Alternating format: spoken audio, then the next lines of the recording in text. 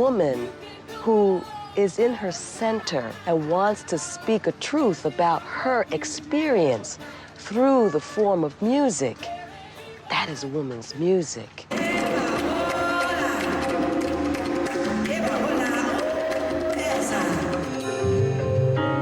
It's not a sound, it's not a type of music, it's a consciousness, it's a sense of ourselves, who we are, who we're talking to, what we're talking about. We didn't start out to make a revolution through music, but that is what happened. Happening right before our eyes. Can I be your beautiful woman? Women's music is inclusive of all the different things that affect us, and lesbians just have the courage to name it. My sister and me might be bad sometime. Sister and me playing a hide and seek. It was the most astonishing experience to me to discover a world of people that I didn't even know existed that were making this world called women's music.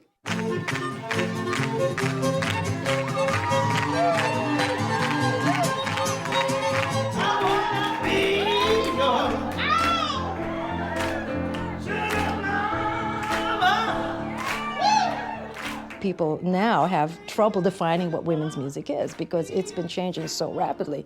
Take away my wanting, take away my fear, everything I've been working for. My life is more than a vision. It arises out of an organic place in you that pays no heed to anything except for what is in your spirit as a woman.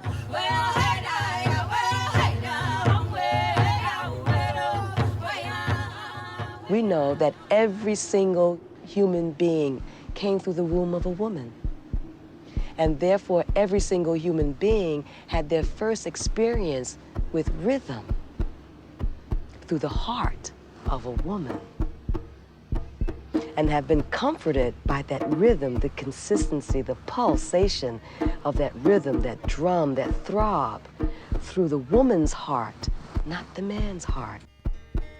Amazon, women rise. In the 1970s, lesbians led other women in building a cultural movement from the ground up, which came to be known as women's music. This is their story. This is Radical Harmonies.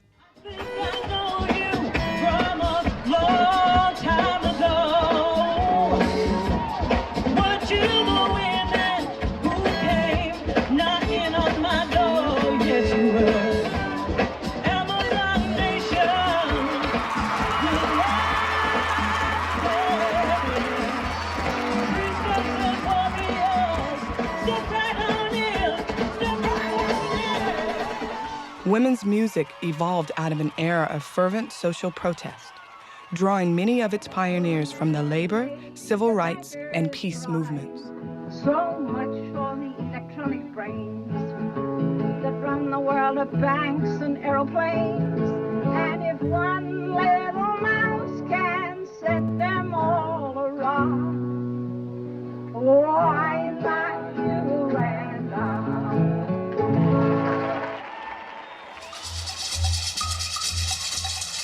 Bernice Johnson Regan, whose group Sweet Honey in the Rock is a major force in women's music, began as a civil rights activist performing with the Freedom Singers. I had already committed to understanding music as a way to take a stand. And I had models for that. There were people moving around the civil rights movement who had done music with the union movement. People like Pete Seeger, Ronnie Gilbert. Sometimes I live in the country.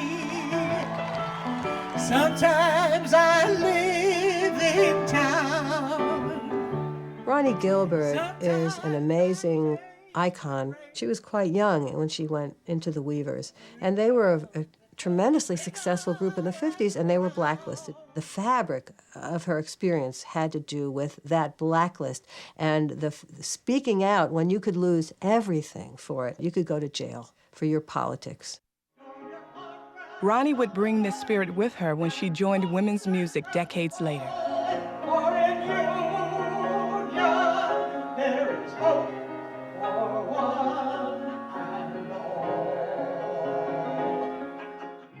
The young ones join the army while General, what's his name? I was probably more known in the world peace movement circles, but at the same time I was dealing with my own early feminism. And I noticed that I started writing songs about women who were trying to figure out who they were in this new era, so that when I first went on world peace tours and I was looking for material, it was hard to find anything that I felt I would sing. The first time I sang in the Pacific, we were singing for GIs, and I kept looking for material that felt right coming out of my mouth, but it was all material that had been mostly written by men. Women who daily confronted sexism in the so-called progressive movements found a home when the second wave of feminism exploded onto the scene. Musicians joined the revolution by singing out against women's oppression. Never used or abused by authority. Women should be a priority. Women should be a priority. Who is this girl? And what is she to you? In 1975, activist Bernice Johnson Reagan was galvanized by the Joanne Little case. Joanne Little's jailer had raped her at knife point. She fought back, killed him, and escaped. Joanne Little, she's my sister.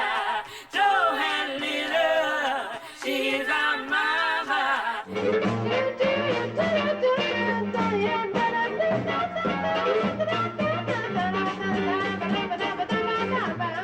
Some women's bands directly challenged the patriarchy with an explicitly feminist agenda. When I first met Naomi, she really had a vision about the band.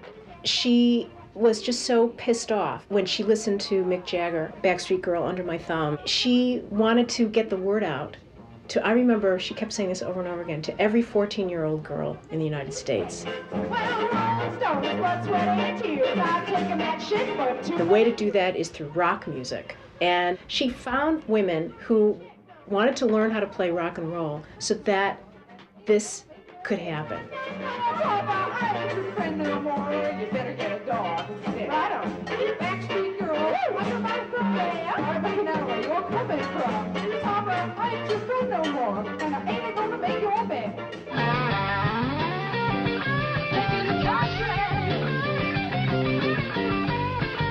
We had no place to go. We had no role models. You know, you would maybe ask, mostly guys, you know, show you a lick or explain something, and in rare instances that they wouldn't assume you were coming on to them. So then you'd know it was okay, but most of the time it was fraught with danger. We wanted to strike out against this male-dominated cock rock culture, which was dominating in the country, and this whole sort of hard rock thing with, you know, women are nothing but groupies or maybe a pretty face. We just couldn't stand that, and we were so angry about it. There was not a lot of opportunities for women. Not only were there not lots of places to play, there were not a lot of opportunities in bands, even just to go and rehearse. Oh, you get no more of me. Access to musical training was also blocked, shutting out women on a fundamental level. I looked around the teachers and those who were in the leadership of drumming, all male. And what they were bringing to the women who were coming to them to learn to drumming were all these myths and stories and taboos about women and drum. And basically that women should not play the drum because the drum is so powerful that it could hurt our bodies, that it could fry our eggs.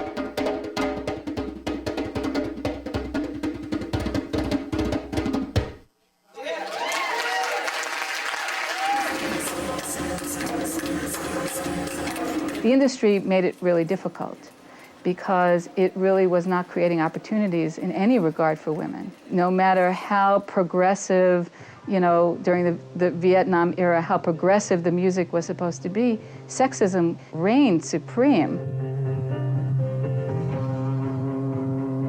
Recording contracts for female rockers were extremely rare. One exception was Fanny.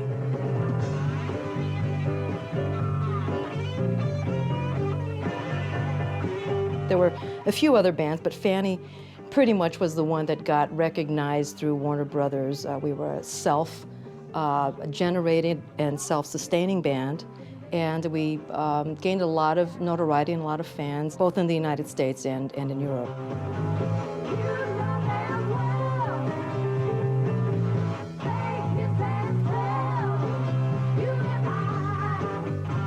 Major labels may have allowed a few women's bands into their boys' club, but blatant sexism was part of the contract. Did you ever think that you lived in a cage?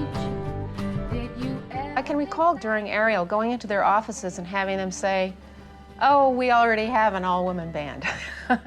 So, sorry, you know, it's kind of like you're a monkey show or something. And then another guy said, "Oh, we don't want any women's bands, you just have to pay for their abortions."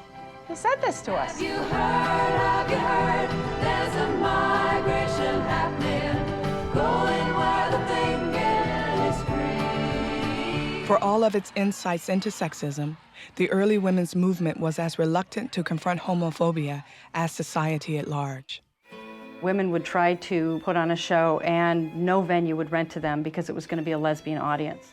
There were no print shops that would print flyers that had the word lesbian on it or gay in any way. Women were scared to death to even go to these events because they might be seen and they would be outed at their job, and they would lose their job. They say slowly brings the least shock, but no matter how slow I walk, there are traces, empty spaces. In my early 20s, I just wanted to die. Nothing was happening. I couldn't, you know, and it dawned on me later, it's because I was poor, I was lesbian, I wanted something else, and there was nowhere to land. And by my heart, be I woman. Culture is like a climate. You know, it's all around you, but you don't necessarily notice it unless you're like a penguin in the desert. And we were like the penguins, you know, the lesbians. There was nothing in the culture that nourished us, that helped us to flourish. Women's music was created by lesbians because we had to have it. We needed it. Couldn't understand why I cut my hair short, why I didn't want to wear pink, but I can sing it loud now. I can sing it loud now. I can sing it loud now. Yeah, I'm proud. When we went into Canada, as we went through customs and they looked at our songbooks and our records, they didn't want to let us into the country. They wrote up papers that said we were undesirables. We didn't fit anywhere. We didn't dress the right way. We didn't say the right thing. We were way too political. We were trying to take on issues that no one else really wanted to touch at all. And the fact that we were lesbians, we were willing to risk not having boys like us, which at that time and even now, I think that's very risky for a woman, to shut off that whole half the population.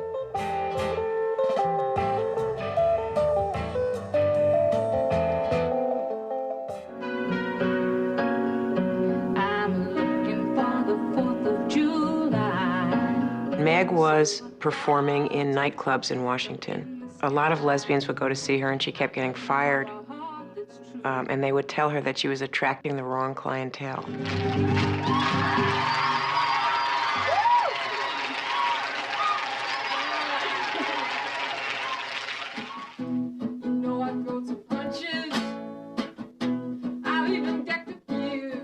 Those kinds of songs, the very politically overt songs or speaking against something that was oppressive, came out of the inner feeling of, if I don't get this out, I'm going to die.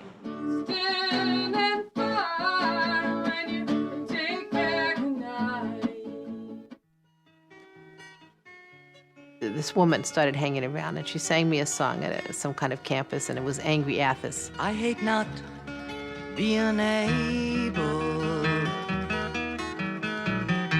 hold my lover's hand. I said, gee, that's a terrific song. Why don't I put you on? I had no idea. Why don't I put you on in front of our act? And so I took her to my next booking, and she sang this song, and then Patty and I went on stage and started to do our act. And in the middle, we got stopped by the school administrator and said, you can't play here. And they walked out on stage and stopped us. They said, why? They said, because you put a lesbian on in front of you. And I said, well, I'm a lesbian. Yeah, well, you haven't said it yet, but you put a lesbian act, and they threw us off this campus. We only played places once.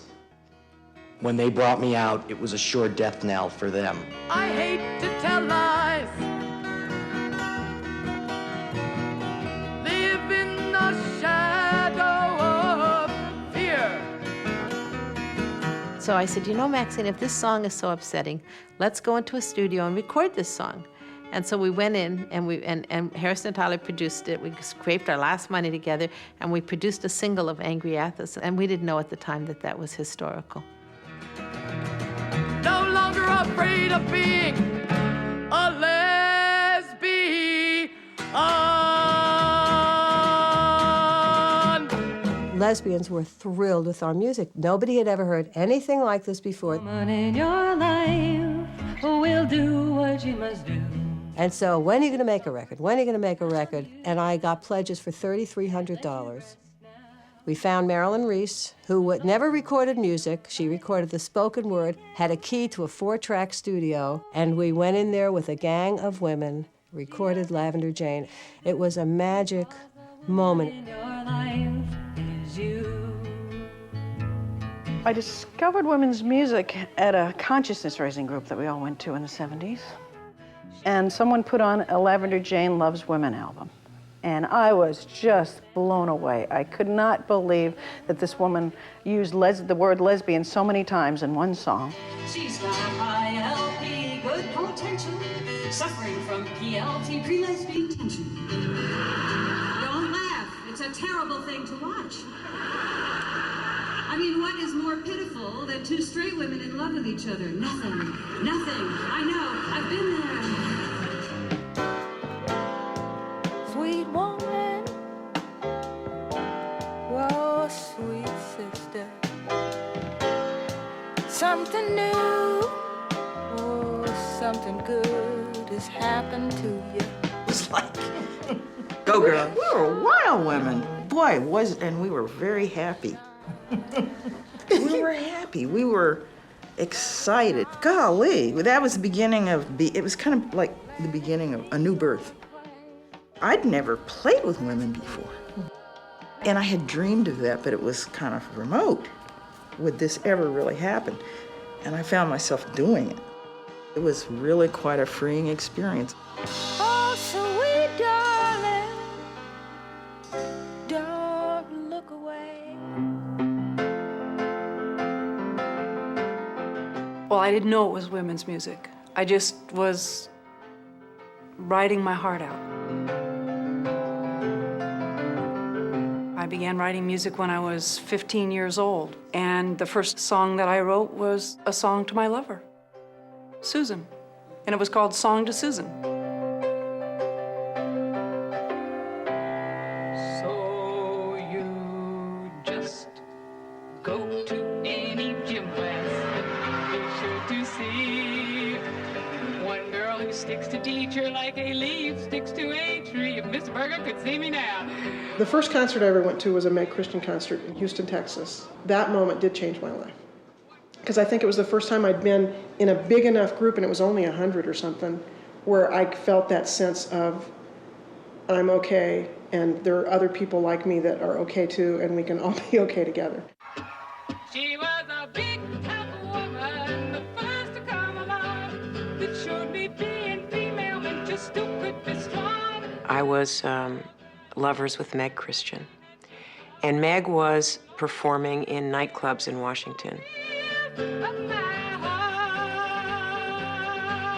We started to notice in the women's bathrooms, women running into the bathrooms and crying and sobbing. What was going on was that Meg's music and the fact that Meg was paying attention to women in the audience was so moving to them that it was releasing something in them and they were crying. And made me feel I was free. When she was introduced and she walked out on the stage, there was so much energy in the room that I literally saw her knocked backwards by it. Women were seeing themselves. I mean, in many cases, it was the first time that women were seeing the entirety of their community, that they got to see that, oh my God, we can fill this room. That the way back home to me was the road I took to you. She began to sing, and I listened to her, and I put my head in my hands and began to cry. This overwhelming sense that I had been alone as a songwriter, that I was not alone anymore. It was once only dining and dancing, evening kisses, morning smiles, and then you said, let's go off together alone for a while. Women's music has become synonymous with lesbian music, mainly because lesbians have been the driving force of the women's music movement. By my life, be our spirit, and by my heart, be our woman. Groups like Sweet Honey and the Rock, who were not lesbian identified, still found common ground with the power of women's music. I remember the first time I heard a term called lesbian separatists. We were going to be asked to do something with Meg Christian, and she was a lesbian separatist. So we had not heard it before, and we said, what does that mean? And they said, well, everything we do it around, with, and for women. So we looked at each other and said, okay, and we moved ahead.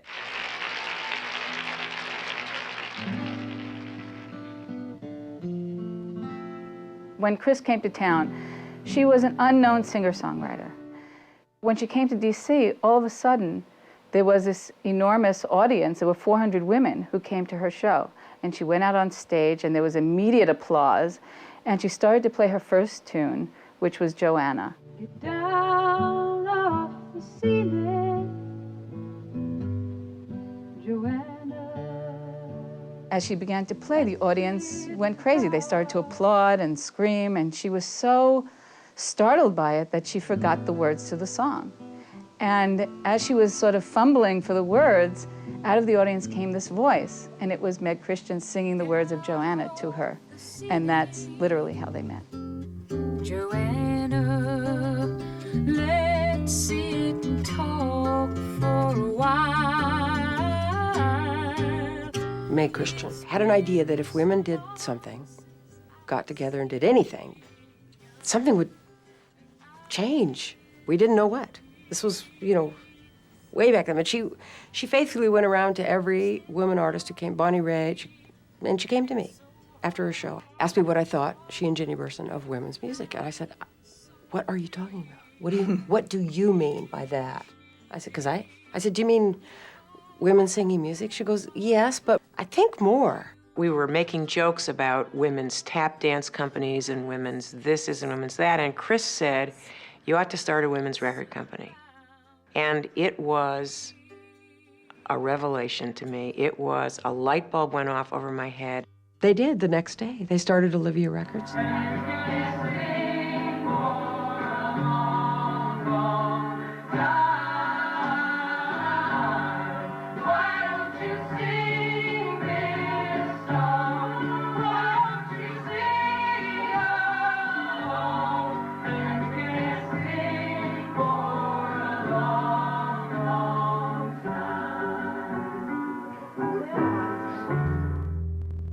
Sweet darling, woman,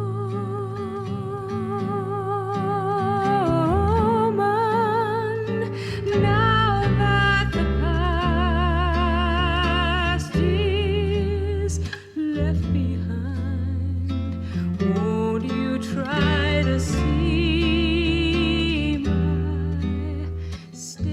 Olivia Records was founded in 1973. In its 30-year history, the company recorded numerous albums, including one of the highest-grossing independent LPs of its time. It was this album, Changer and the Changed, by Chris Williamson, that catapulted women's music into a genre all its own.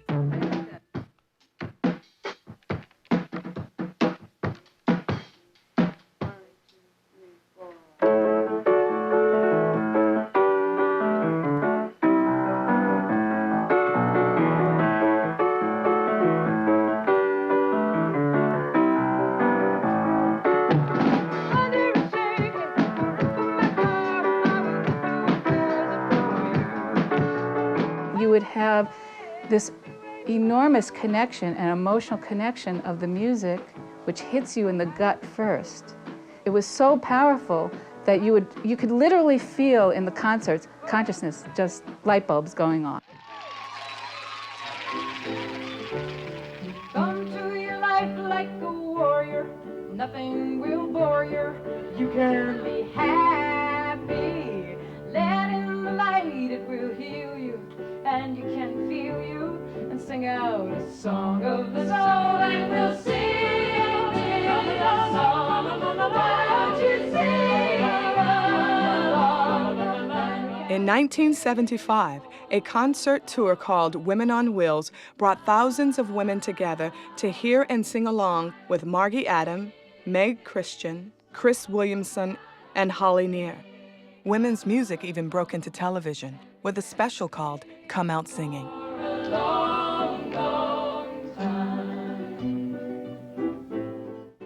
I was working at a Woman's Place bookstore in Oakland, and one of my jobs at the bookstore was to order and reorder LPs, which at that time we had LPs. And I remember when a flyer came into the store advertising a concert called Women on Wheels. I did not know the four performers. I knew nothing about them, never heard of any of them. But there were other people in the store who were just beside themselves. And I was thinking, well, it's not Aretha, so I mean, you know, why are these people all excited? And it was, of course, explained to me that the four women on this poster represented the best of women's music. And I thought, well, okay, but by who say so?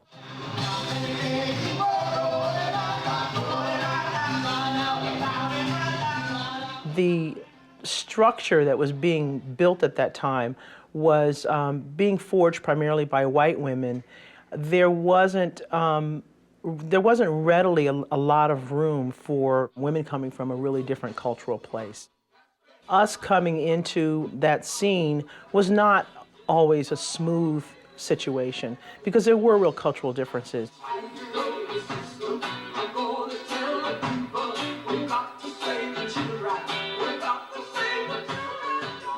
We were a pretty white-dominated and probably pretty middle-class dominated group. And we represented some segments of women. And even though there were women of color among us, most of the power and control, I think, was with white women. Why are all these white women always up there? Why are we always looking at the same four white women? Why don't we look at somebody else? Why can't something else happen? And then they brainstorm and they come up, oh, why don't we put y'all on tour by yourselves? They called the tour The Varied Voices of Black Women.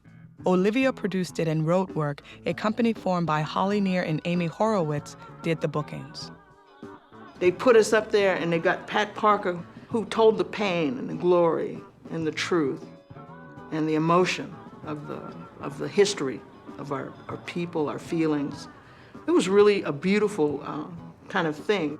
Varied Voices of Black Women tour consisted of Linda Tillery on drums, Gwen Avery, Pat Parker, Mary Watkins, and it was just, you'd never seen anything like it. They really did present this hot, hot, hot show. You know, and either you really fell into it, you know, fell into the well, or some people were repelled. It was almost too much. But that's the good news, you know, because they were groundbreaking. Peace activist Holly Near founded Redwood Records in 1973. When Redwood expanded to include voices of different cultures, the first artists they recorded were Sweet Honey in the Rock. They actually came to me, and it had to do with radical women, mostly white, who did not want an all-white environment. Sweet Honey in the Rock had a major influence on bringing women of color into the women's music arena.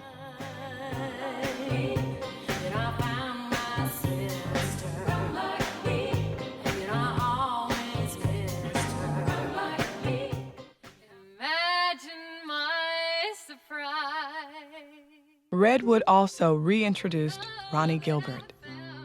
I wasn't in music at all. I wasn't even in theater in those days. I was being a therapist. And I ran into a woman by the name of Holly Near, who dedicated a record to me, unbeknownst to me. And I thought, gee, you usually get asked about this. But apparently she didn't know I was still alive.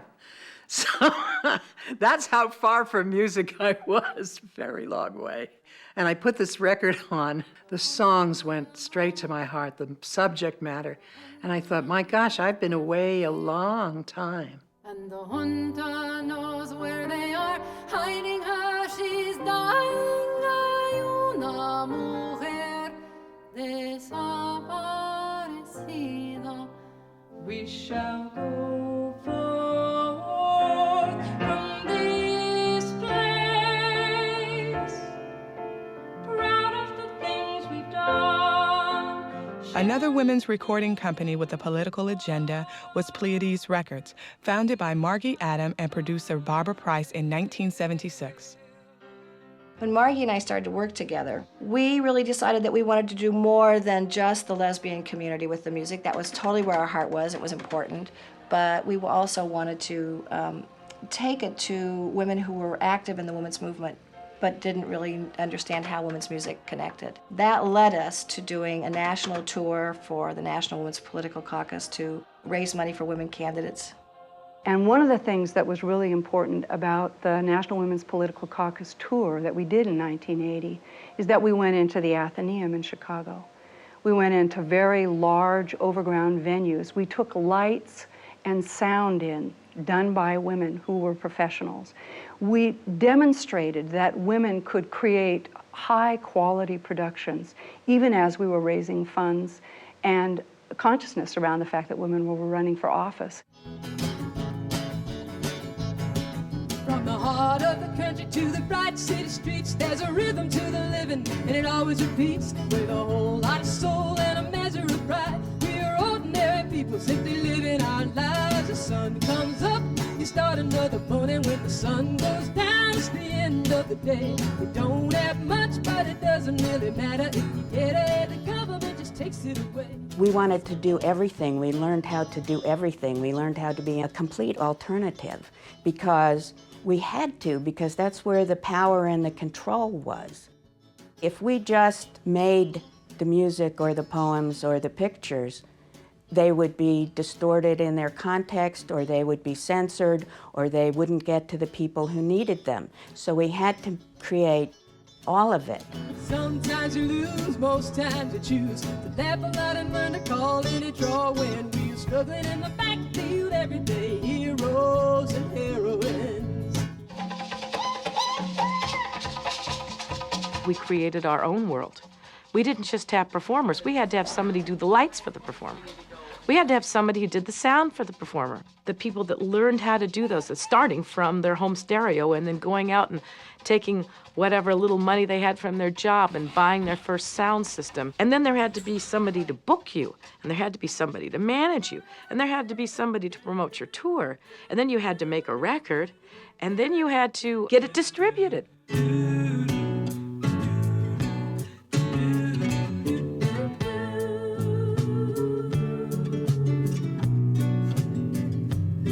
We would call up women. Where we got the names from, I don't remember, to tell you the truth. Maybe they had bought a record, and we'd go through, we want to go to Iowa. Okay, find somebody in Iowa. Hello, would you like to produce a concert for Meg Christian? Well, they would say, I don't know how to produce a concert. And I would say, don't worry, it's not hard. Get a hall. You got a hall? You got a women's center? Or you got a church? Or here are the different, oh yeah, I got a hall, okay. We had a sound system, and I learned how to operate the sound system, and we put it in the back of the Toyota, and off we went. Okay, so you don't have to worry about sound. I'll take care of sound. You get a hall, get some lights. Doesn't have to be fancy, just so people can see her. Sell tickets, make posters. That's it. You're a concert producer. Set up chairs. The sun's gonna shine and the music will flow. Sweet, sweet friends of mine.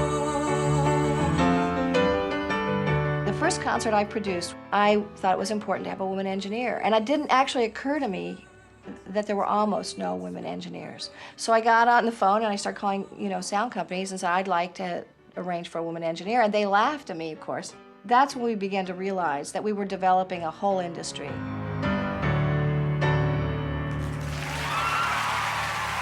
Thank you.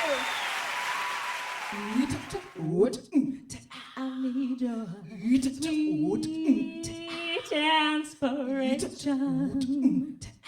I need you here on my mind every hour of the day.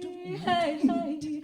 You could try to get away with having the guys, the boys, come in and do sound for you and come in and do lights for you, but you'd end up with something that looked and sounded like some kind of rock and roll show when you've got a performer who was so far away from that and they're driving you crazy, they're driving the audience crazy, they don't have any sensibility about a woman's voice or what they actually need to make a performance stunning.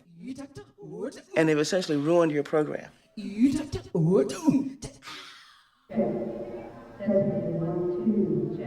When I was still renting, I would have to redo the crossover points and equalization on the Guy sound system. And I always wondered, well, how did they ever think that they could make women's voices be heard when it was always set for men's voices? And I just remember that dramatically, which was another reason that it was so important for us to get money to get our own sound system.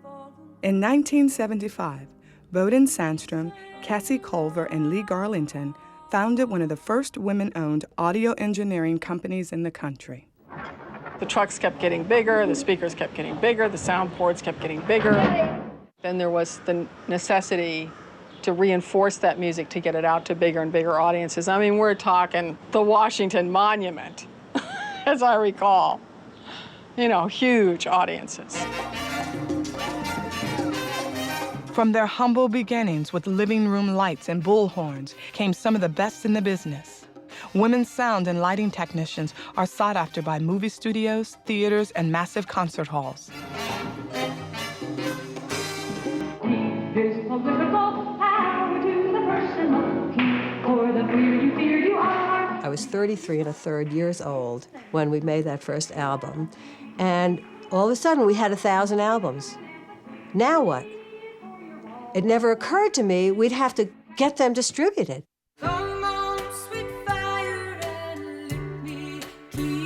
At one time, there were many distributors of women's music.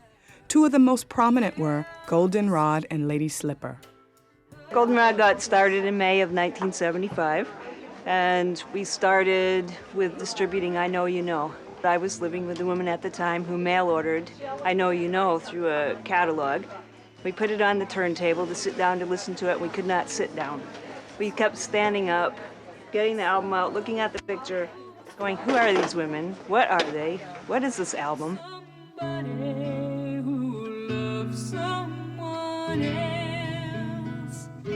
We just schlepped albums from one place to another.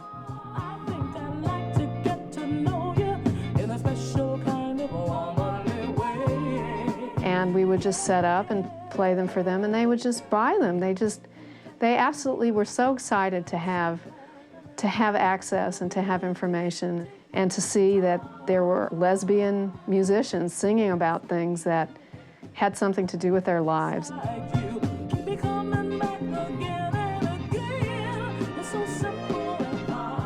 And I thought, maybe I'll do a catalog of all the recordings by women.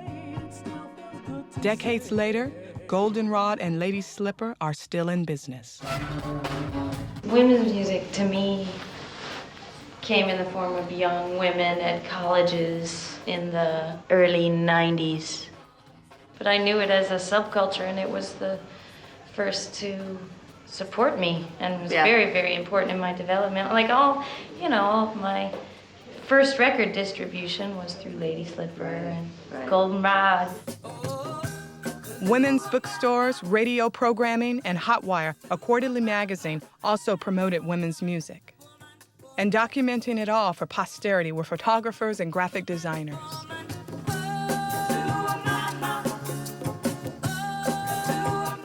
The heart and soul of the movement came most alive at its festivals.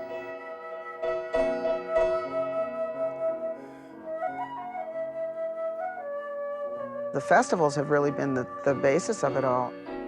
The festivals are how we found each other.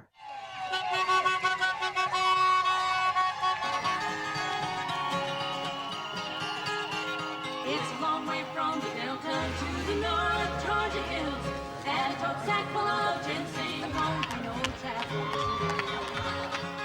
I'm too old to ride the rail, but I'll make it on my own, and I guess I'll never make it back to home. My muddy water is taking me home. The festivals are a place where women, mostly lesbians, but not all, come together to hear the music, but they also come together to be with each other, and not only check each other out, but to check their own realities and to expand.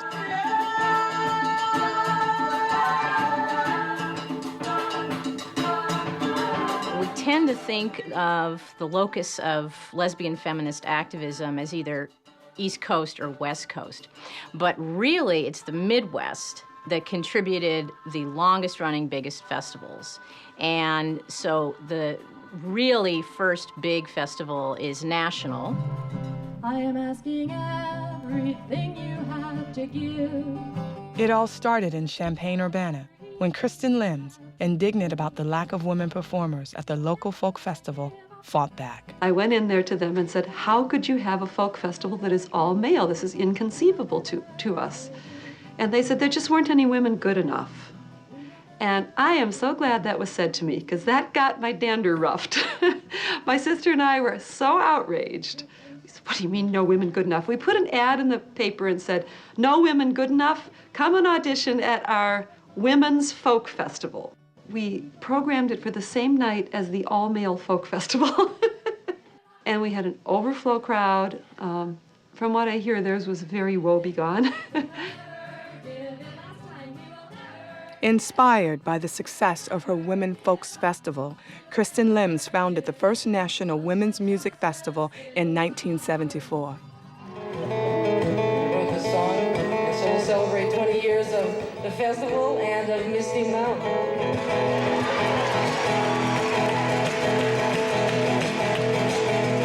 Up the Misty Mountain, wildflowers bind the ground, down by the Russian River.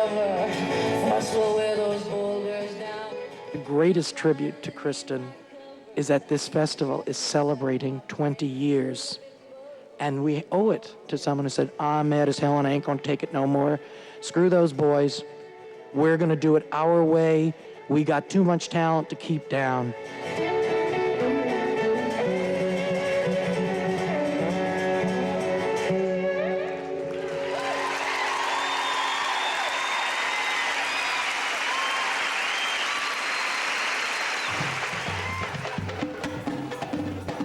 Excited by the idea of a 3-day outdoor festival, Lisa and Christy Vogel, along with Mary Kendig, set out to produce the Michigan Women's Music Festival, which first took place in 1976. And I kept getting a lot of people saying, you're nuts, like we're in Mount Pleasant, Michigan. What we've done is thrown 1 or 2 good keggers. Don't you think it's time you had a change of life? We literally have a party at our house, stop the music right at the most exciting moment and pass the hat. We had no money. And so we went off to Champaign and everybody's thinking, who are these women who are doing this big festival in Michigan? And we went there with a hand-drawn ditto master that we'd snuck into the university and done with a little, like the little purple ink. And all the other producers who at that point were taking themselves very seriously were going, wait a minute, you're doing this big thing that we're all talking about. what's up with these ditto masters, you know? First festival was 3 days long, and there ended up being 2,000 women who came. Many more than we had imagined might come.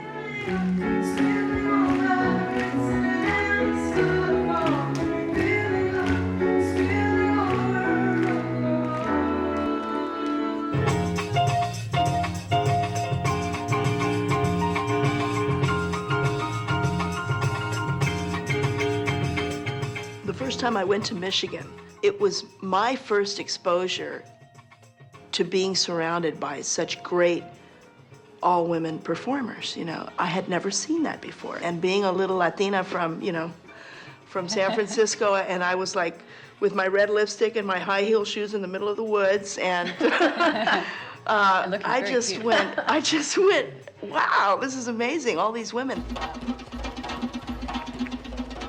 I'm so proud of the things we invented. I don't know if anyone was doing them in 1973, 1974. We made up the sliding scale. We didn't want any woman to be turned away because she didn't have the means.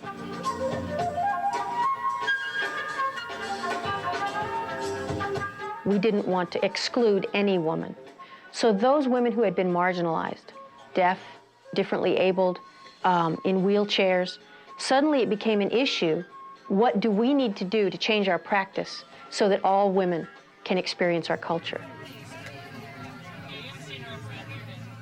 I'm just looking for some real love. I'd never been in an environment where a production company changed policy to take care of the audience.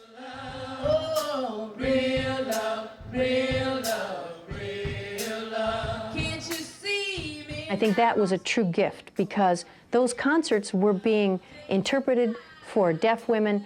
I mean, for heaven's sakes, at Michigan, you know, you had accessible camping. We have other campers up the blacktop here. This used to be a boardwalk. It was made out of wood, and in the last 5 years, they put this in, and it's made it more accessible. I couldn't be doing it without DART. I couldn't possibly come to the festival. I couldn't haul my gear. I couldn't be in a location far away from downtown. This year, I am less able than I was last year. I'm MS, chronic progressive, and so each year I find myself camping a little closer to the action, and so this year I'm smack on top of the action.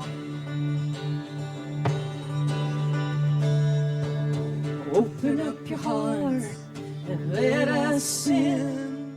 Susan Freundlich's simple wish to share women's music with a deaf friend proved revolutionary. She was teasing me about how hearing people seem addicted to music. And she was saying, why do you always want to have this music on? What is the big deal? Go back into the darkness like the wild thing that you are. I had just gotten the Changer and the Changed. And I was so thrilled. I thought it was the best thing I'd ever heard in my life. And I said to, I tried explaining something about it, and it just didn't make any sense to her. And so I said, well, let me just show you what one of these songs says, and tried to sign it as best I could. And she got very still. She said, I never knew that hearing people had the same feelings that deaf people do. That was when I started talking to producers to say, hey, I promise you won't have to do anything extra. I'll do it all. Let me put this together. Susan started with Holly Near and ultimately helped to usher in a whole community of signers who made access part of public life.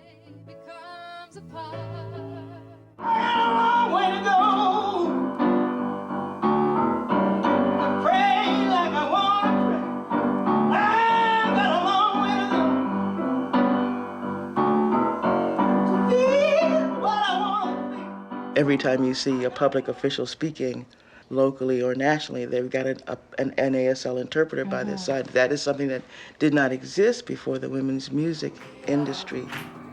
It's a doggone shame some people don't look in the sky. Instead they spend their time just what you feel to die. It's always nice to have the deaf person be on stage doing the interpreting, because sign language interpreters usually don't sign as naturally as deaf people do, so the deaf people have much more joy to see a deaf person on stage signing. I always knew that I'd like to have a chance to, you know, do the interpreting myself, and I couldn't figure out how in the world that would come about. Until Sherry sort of told me that I could. She said, come on, let's do a gig together. And I could see the audience's response to me when I was on stage, that they were getting something out of it. You know, they're flashing all the lights and very thrilled with the work. The evolution of sign language interpreting was not without controversy, including concern about cultural sensitivity. We started to go through the material and we sang something with Africa, and she did this. And I said, what did you just sign? She said, Africa. I said, is there another sign for Africa? She said, I can spell it out. I said, okay. And so then I realized that racism could be expressed in any language, and we were bringing it onto the stage. Then I met Isai Maria Barnwell. She was singing and signing at the same time, and it was colored. I walked up to her and I said, when you sign, you look black. Why? She said, well, sign language is just like any other language. It is culturally defined.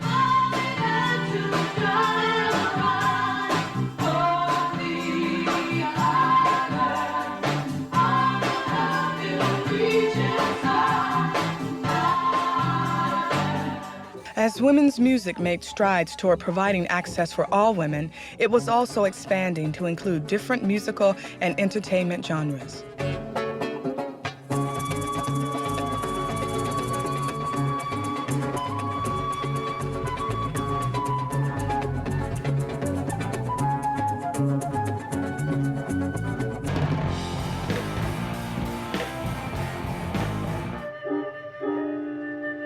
People like Kay Gardner demanded that classical music be a part of it. Mary Watkins, as a keyboard player, says jazz and blues are part of what we do. And women just kept showing up and saying, me too, me too, me too, and the picture just kept getting bigger and bigger and bigger.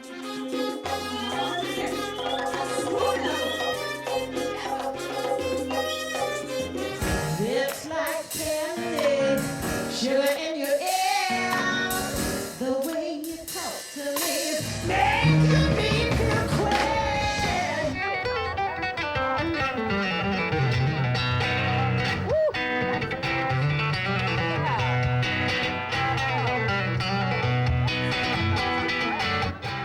Women's music became women making music. It didn't matter what style it was at all. I mean, here I am, a classical musician, folk, jazz, everything. And it's never, no, it's never failed me yet. That's what we call it.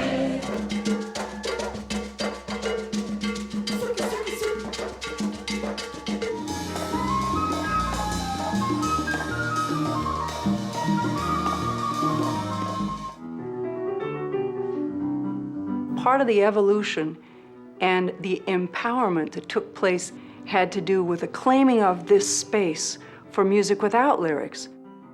I did sing more in the beginning because I didn't quite trust that people were open, but they are. You know, when it's real and when you dare to really speak your truth as best you can, people, they get it. And that has, and that's opened me up in the world, period. I mean, this whole thing has opened me up.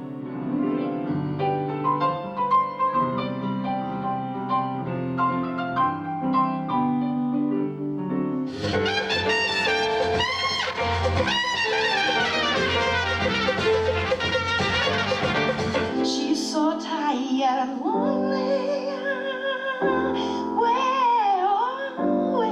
is the spirit healer? When I started going to a few women's concerts, I thought, oh, where's the jazz? Where is the improvising? I came home from the Michigan Festival and I went to a workshop for women in jazz, and there were the women of Alive, right in the room, Carolyn Brandy and Suzanne Vincenza. It began as a trio, and we fell in love with each other that night. Because it's too dangerous to run in the park, run in the dark, run in the park, run in the dark. Get showered and dressed, get the cats fed, get the kids off to school, sit down and make myself a cup of fresh, strong, healthy decaf.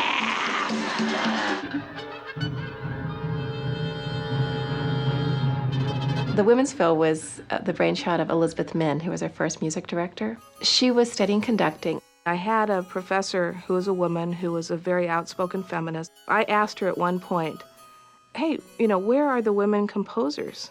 And she said, well, there really aren't any, but music is universal. And that stuck in my head.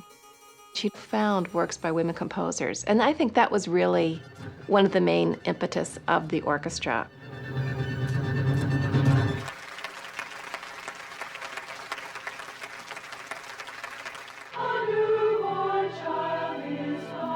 The mid-70s brought a profusion of women's choirs.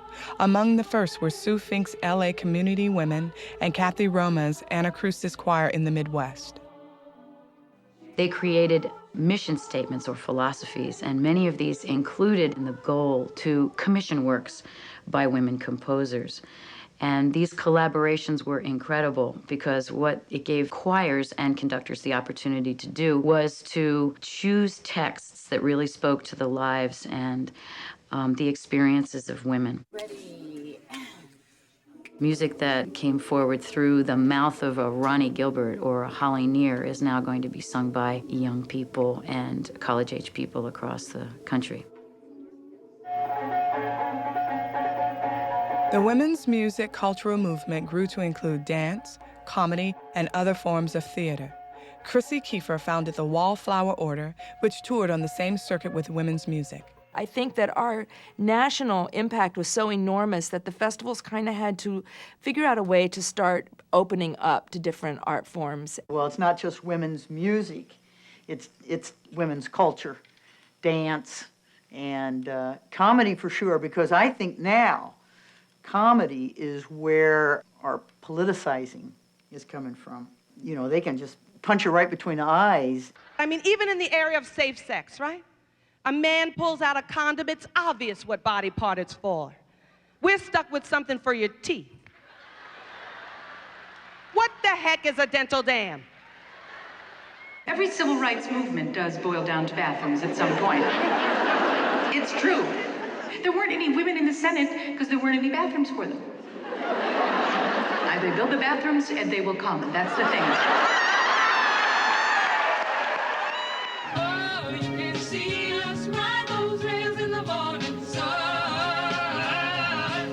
One of the most explosive issues in women's music from the very start was women-only spaces. Holly Near and Malvina Reynolds were both coming to the festival for the first time, and they were appearing the same night. Holly wanted no men. Malvina insisted upon the right of men to attend. It was so traumatic. I'll never forget the scene on Thursday late afternoon on the steps of the auditorium. Malvina distributing her leaflet, and Holly about 100 yards down distributing her leaflet, saying the best thing you can do if you support our music, you men, is not to attend. The university busted us and said, either you let men in or you close down. So we didn't have to resolve it. Well, in a sense, it was resolved for us, not by us. People would always ask me, why women only? And my response over the next 20 years of starting Olivia, my response was always the same. It was, if you could name 5 women bass players, 5 women guitar players, 5 women drummers, 5 women producers, 5 women engineers, we will stop. And never did get anyone to do that for me.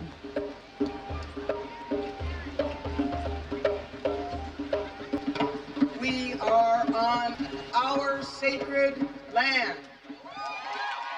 To have that space, to create that space so that women could be safe for maybe the first time in their entire life, that was a precious, precious experience.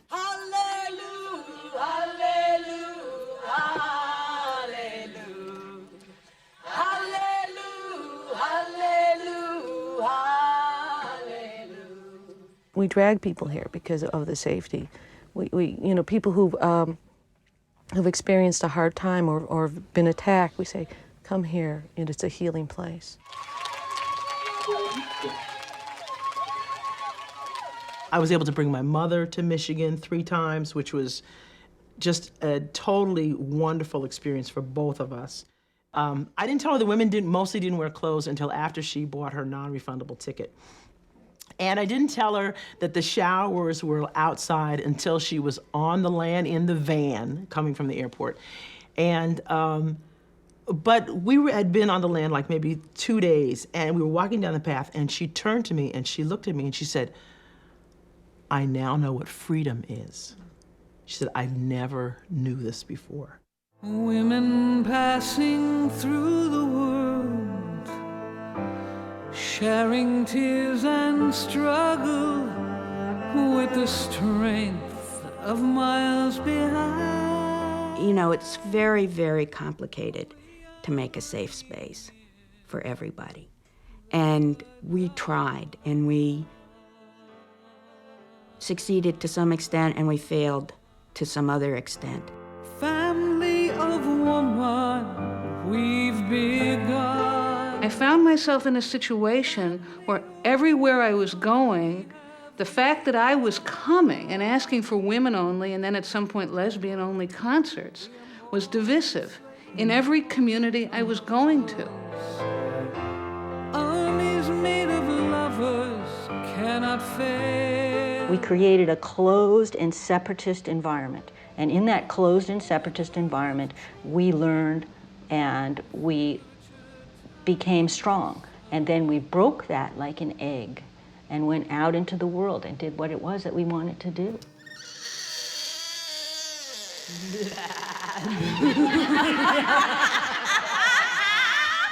Here come the lesbians, here come the leaving lesbians. We're gonna please you, tease you, hypnotize and tightly squeeze you. We're gonna get you if we can.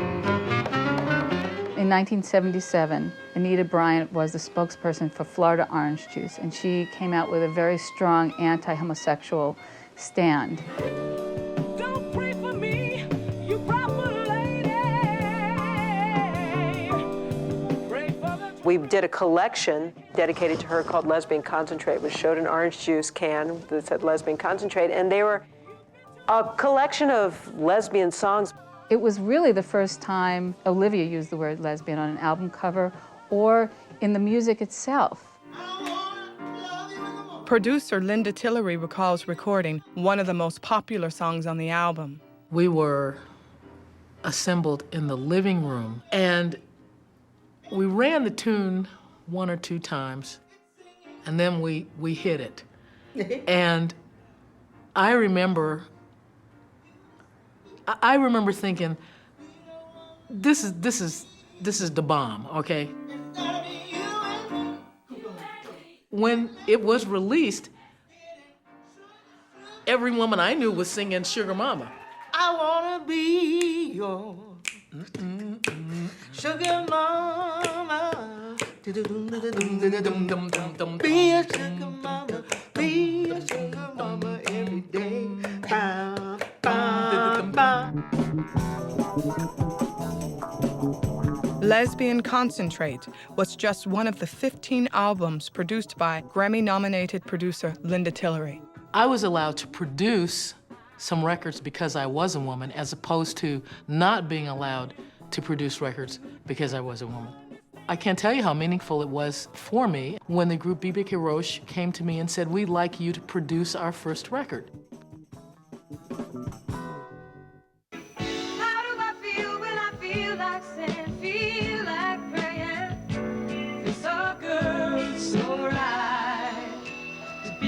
You tonight, so good, so right, be with you tonight. Women's music began its second decade in the 1980s, a cause for celebration. Olivia's staff and fans traded flannel shirts for tuxedos and headed to Carnegie Hall.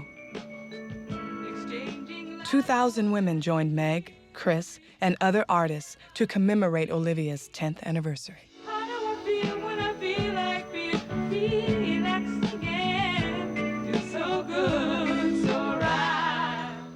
For me, it was like a marking point that said, we did it. We did it.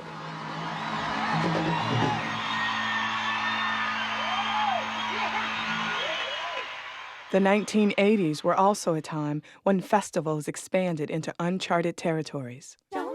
Sister Fire created a totally new experience.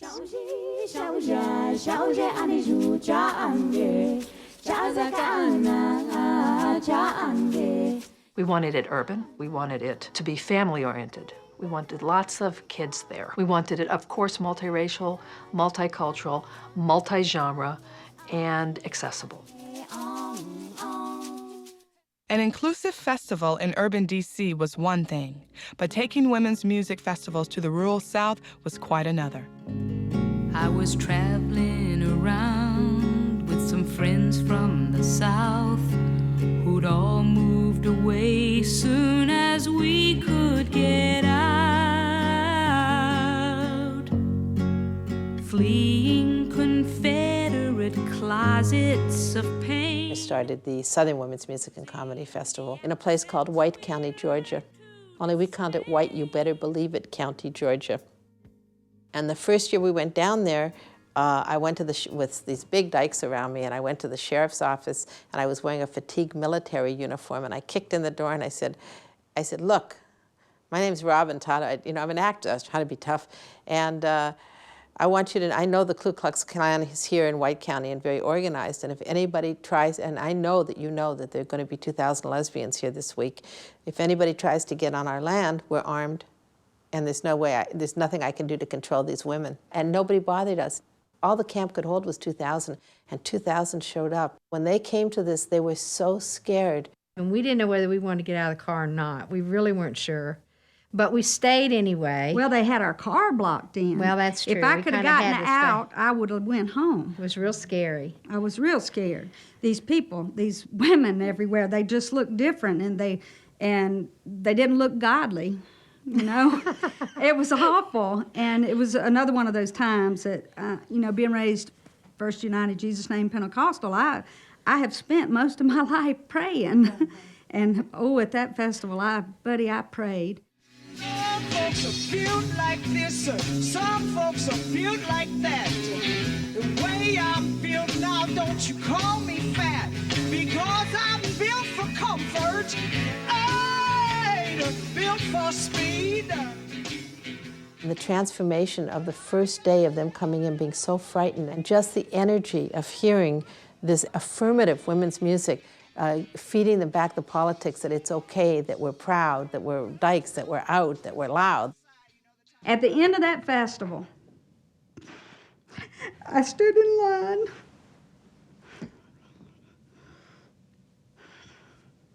so that I could talk to Robin.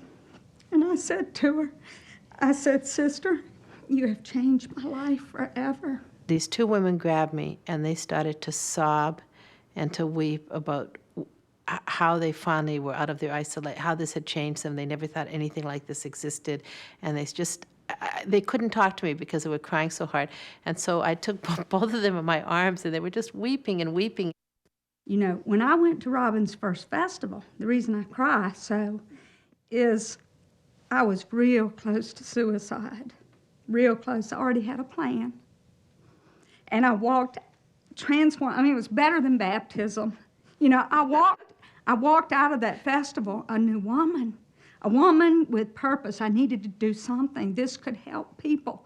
And by working and doing, I was healing myself. In 1989, Wanda and Brenda began the Gulf Coast Women's Festival. After several years of being displaced and harassed, the Hensons finally raised the money to buy their own land. Finally, we found this piece of land in Ovett, Mississippi. And our goal was to have lesbians living on the land, creating lesbian culture. And from that vision, we could do all kinds of community efforts. It'd be festival all year long. It wouldn't just be, I mean, there'd be the festival the one time of the year, but there would be a space for concerts and events and plays and in a library, and we could just have all these things. It'd be a wonderful space. And so we're really excited. It's finally, it's a dream come true. And on November 8th, 1993, someone shot and killed a dog and hung it on our mailbox. With sanitary pads on the sides of the mailbox with a 9mm bullet hole put right through that mailbox.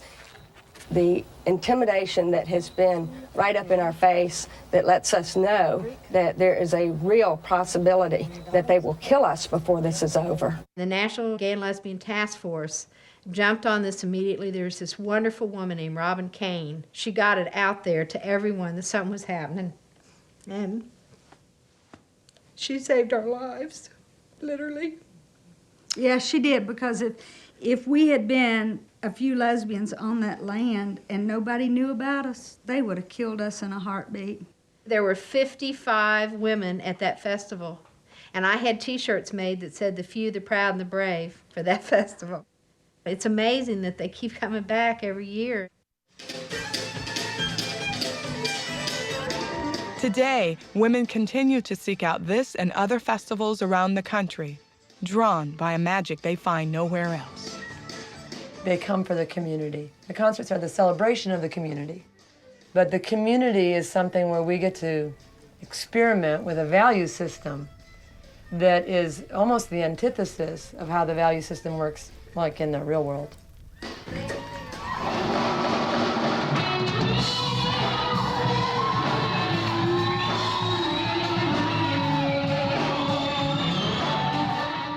I just can't say enough good things about festival culture. Everybody I've ever interviewed has said, this is where I go to get my annual dose of light and energy. And it really is a spiritual movement.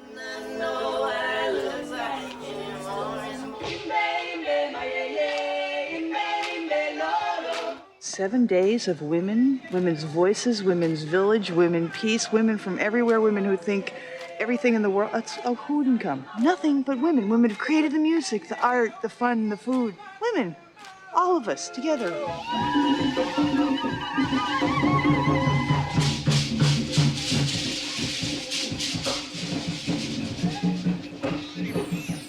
It's the women. You know, it's the land is incredible, but I think what the land holds for us is really the cumulative energy of 22 years of women.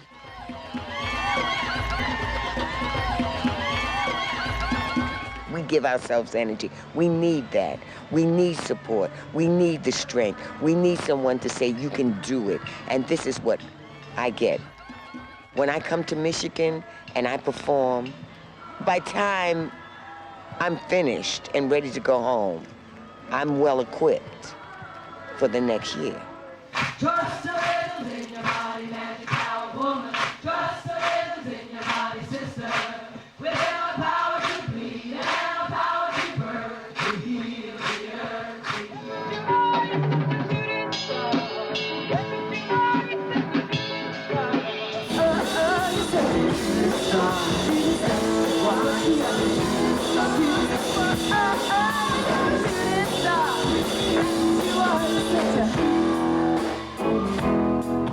I'm just happy to be alive, to witness the progress of this ever-growing, beautiful, vital art form. I love to see the new young bands. They're not afraid of anything that I know of. It seems like we did our work well, in that they aren't afraid of the same things. They'll say anything.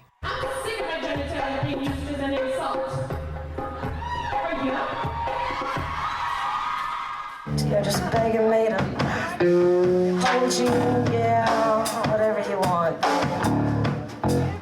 I'll give it to you. I'm gonna give it to you, so you're just begging me to hold you. 'Cause your mouth waters stretched out on my bed. Your fingers are trembling. Your heart is heavy and red, yeah. Your head is bent back. It's a new version of an old wave. Women singing about our concerns, and it's angry, and it's out front, and it's in your face.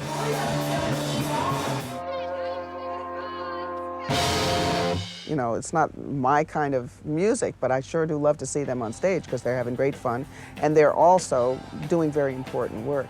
So I'm seeing a whole new generation come up. The younger 20 generation of women are really politically radical. I think it's a good political statement, a social statement, in kind of being visible. You know, we're representing the new women's music. Well, yeah, and all the younger kids are looking up, and they now have more role models than they did.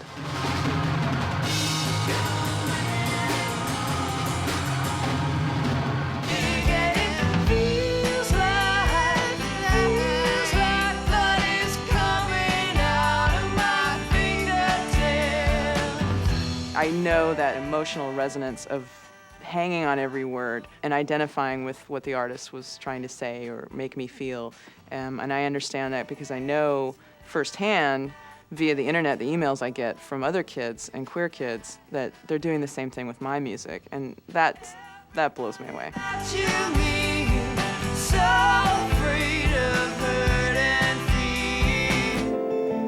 You young ones, you're the next one, and I hope you choose it well. To hear women, you know, early on, Chris and Farron, and probably a lot of the women that I listen to that aren't considered quote-unquote part of the women's scene, which would have been Patti Smith and Chrissie Hynde and Billie Holiday and Nina Simone and a lot of these, you know, great artists.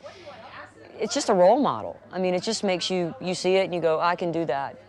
She's doing it. Nothing stopped her. I can do it. I mean, spiritually, it's just empowering. Rosalie, the times are spinning so damn fast. You think it's stop. The whole dream of being your own independent force was the dream of us girls from the late 60s through the 70s and into the 80s. I think that Ani DeFranco manages to carry that on for us, if for those of us who after a while just kind of got weary. I would share stages with Farron. She's just a stunning songwriter. I went to the Farron concert when I was 16 in high school, and I saw my softball coach there at the Farron concert. She was gay. But Farron, man, knocked me out. Go down there, go down there, go down, go down, go down there.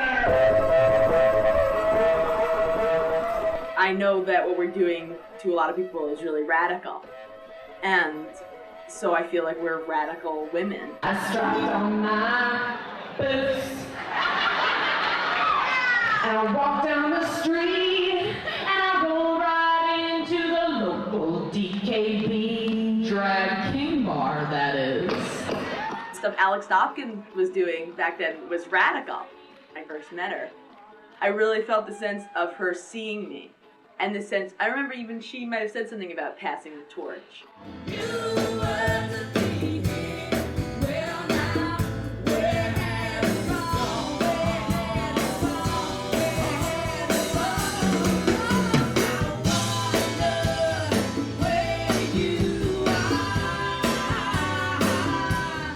I think you make yourself available and you make your experience available to people so that they can take from you what they need. I used to follow June Millington around when I was 16 years old and beg her to tell me everything she knew about playing the guitar.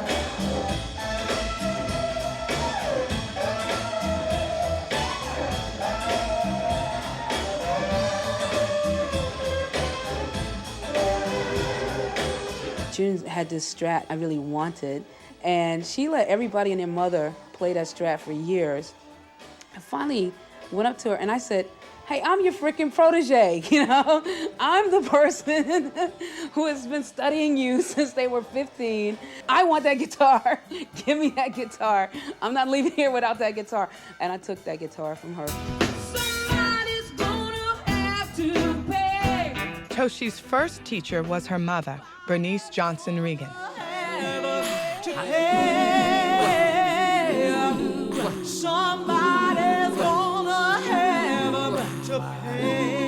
I'm just lucky that, you know, I came as her daughter and she's my mom. I don't have enough words to talk about how much she means to me as a musician, as an artist, as a person, the work that she's done in her life for a lot of people. I think Toshi Regan is a fierce woman. She is really powerful. One of my favorite people in the universe. She just happens to be my daughter.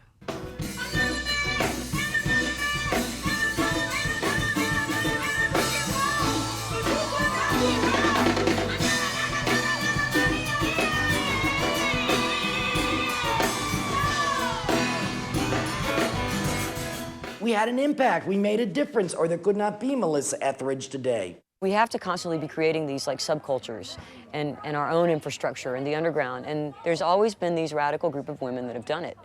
And it's allowed other people like me to go up through the mainstream.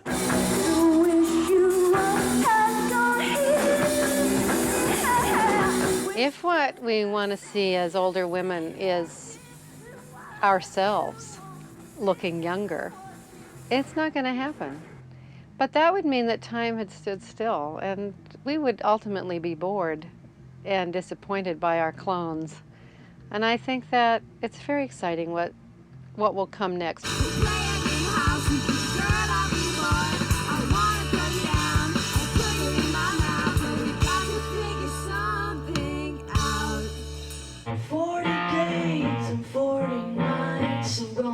It's evolving, it's morphing, but that's because we are. And it's a beautiful thing. It's the good news, and to some people it's the bad news, but it's actually, that's the excitement of the journey.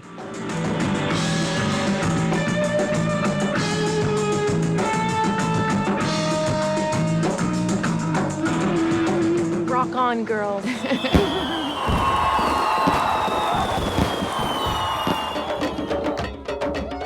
I'm very happy to be alive right now, to be part of this movement of women's music, because it's a movement.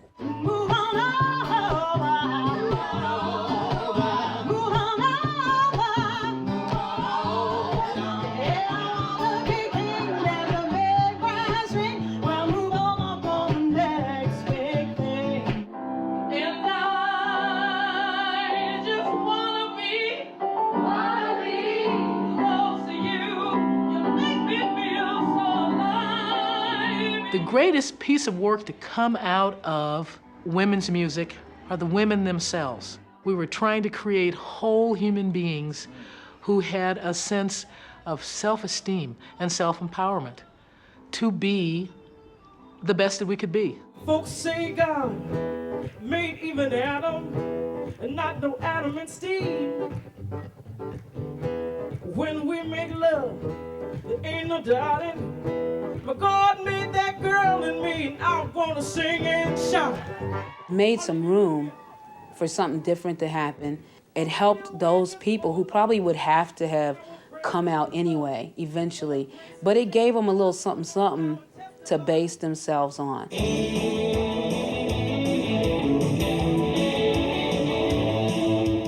What women's music has brought us is freedom to be creative, longevity, a sense of importance in our lives that I don't think we would have experienced otherwise. Coming into women's music and hearing, seeing, experiencing the love, the support, the diversity of interest among women, that transformed me. I have been transformed by women's music. With women's music, still, I don't think we've seen all there is. And isn't that exciting?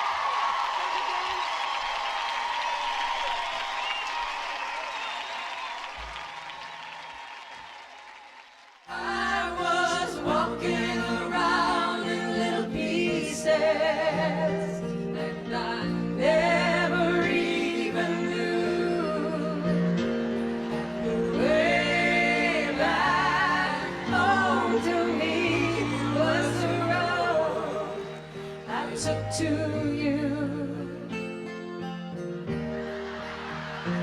That the way back home to me was the road I took to you.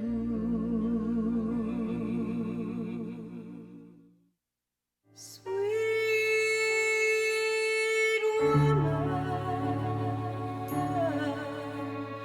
rising inside my glow, I think I'm missing you.